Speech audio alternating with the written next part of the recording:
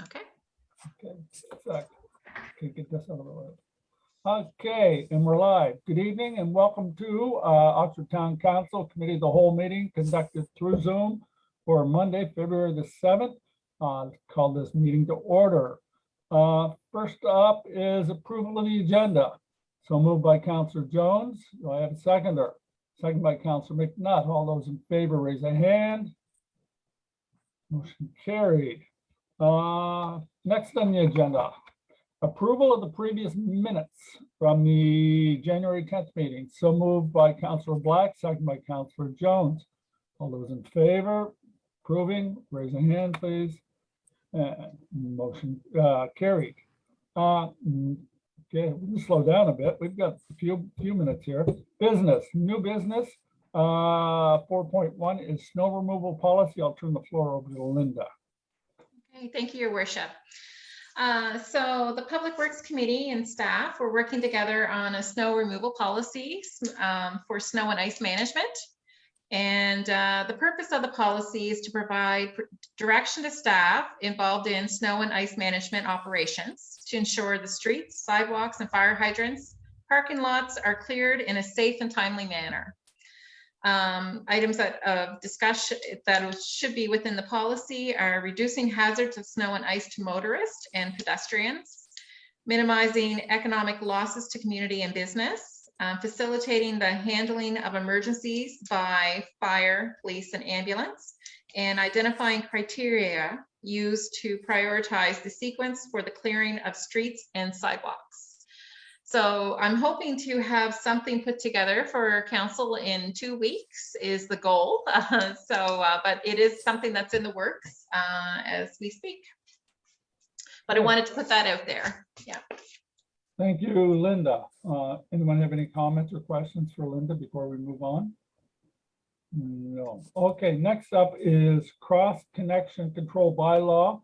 And again, we'll go back to Linda. Thank you. So this here is a bylaw that we need to put in place. It's a directive from our Department of Environment.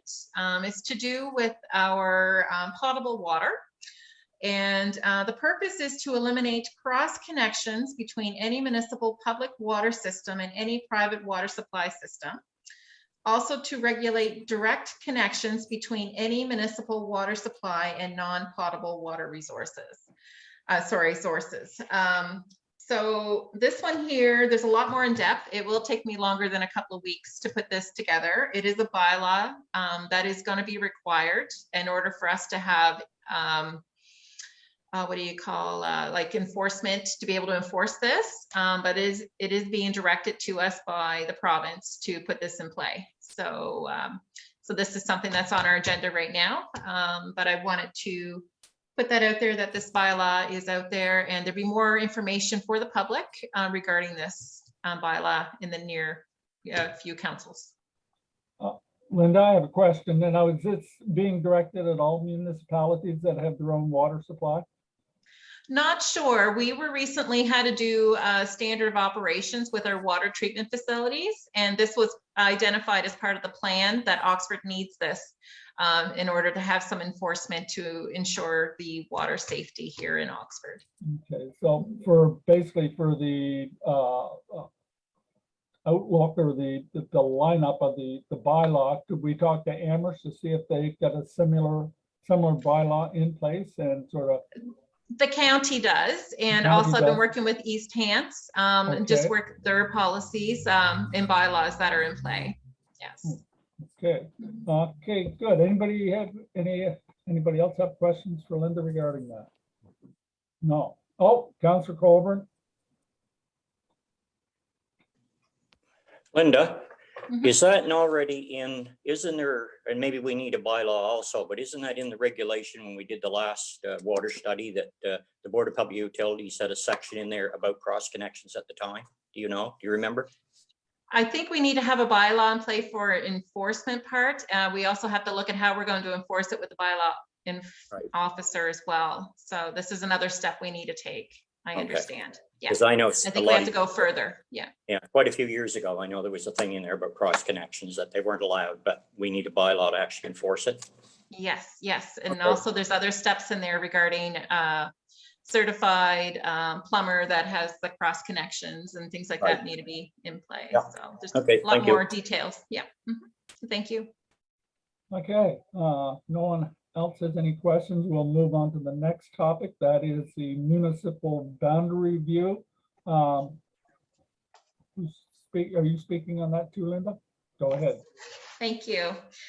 So at a recent council meeting, we had talked about the 2022 municipal boundary review. And this is for all municipalities. This happens every 6 years. And every 8 years, ever since 2006.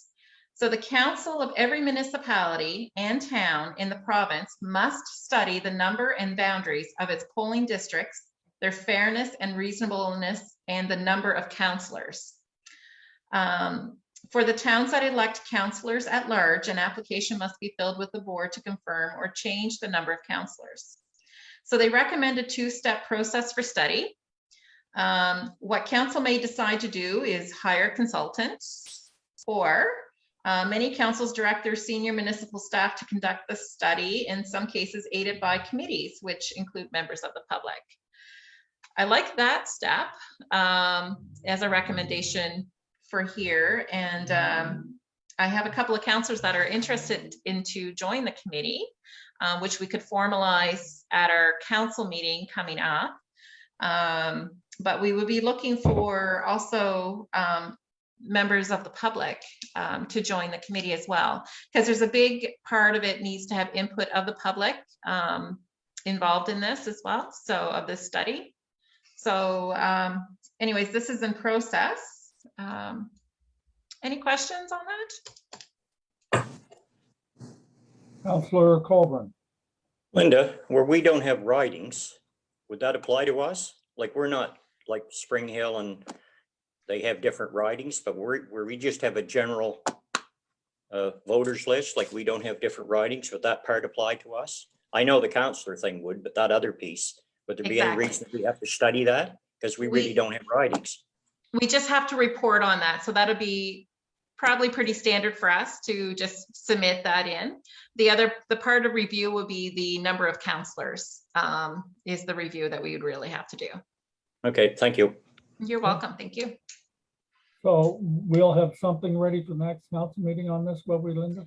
Yes, I'm looking to, so if anybody's interested out there in joining this committee, we're looking for public. I have 2 councillors that have kindly stepped forward to assist, so we could put those names forward at our next council meeting. But if anybody else is interested, to let me know. But it's not a lot of work per se. I'll be doing most of the work. I need just a little extra help there with the committee. So yes, yeah. Excellent.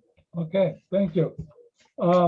Moving on, solid waste education and contract coordinator, regional chairs update, and I have Councillor McNutt's name written here. Oh, no, I'll do that.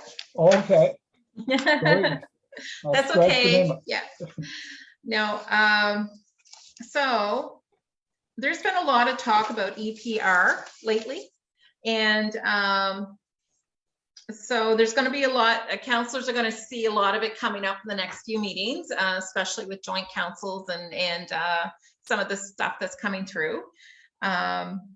So we had a recent regional chairs update, which is in your package, and the priorities committee had presented to AMANS, which is a board that we use here, and they're going to be presenting to the mayors and CAOs and wardens here on Wednesday. They're already getting favors from other boards and committees to do this. What they're looking to do, and well, what an EPR is an extended producer responsibility, and it is a policy approach under which producers are given a significant responsibility, financial and or physical, for the treatment or disposal of post-consumer products. And so there was an act, the Environmental Goals and Climate Change Reduction Act, mentions reducing solid waste disposals to no more than 300 kilograms per person by 2030.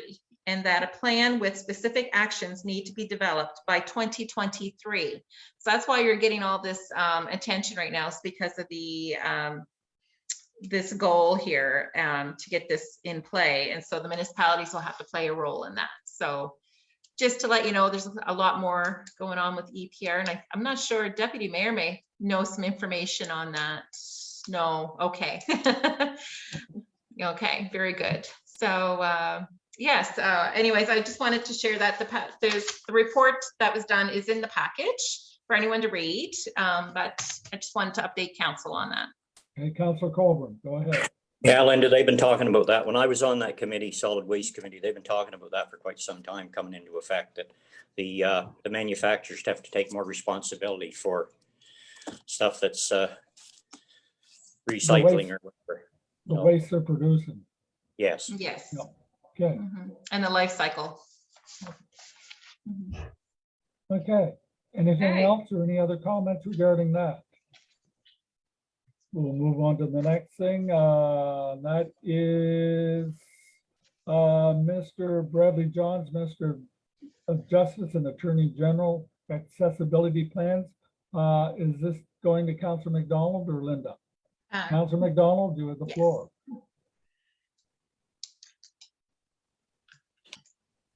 Well, things are headed in the right direction for your accessibility committee. Other than with the COVID, we have a couple of our members which cannot Zoom, don't have internet, so that hinders a bit.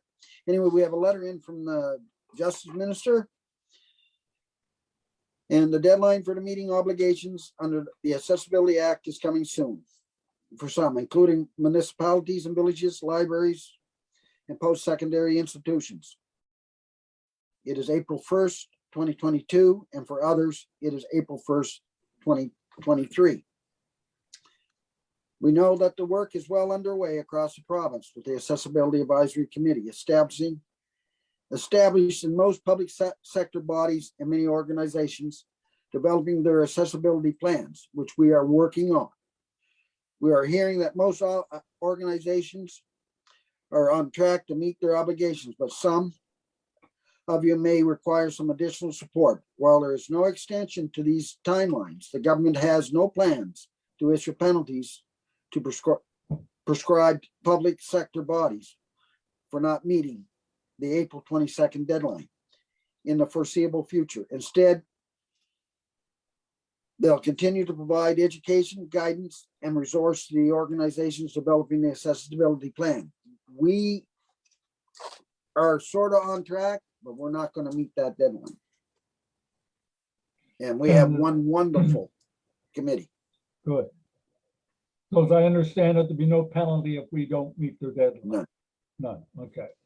And they're going to continue to work with us as well. Excellent. So we don't want to rush it. And this group is very keen, and we'll get it all together. We have our terms of reference identified. We have our committees identified, and we're working on sections of the Accessibility Act as of now. So.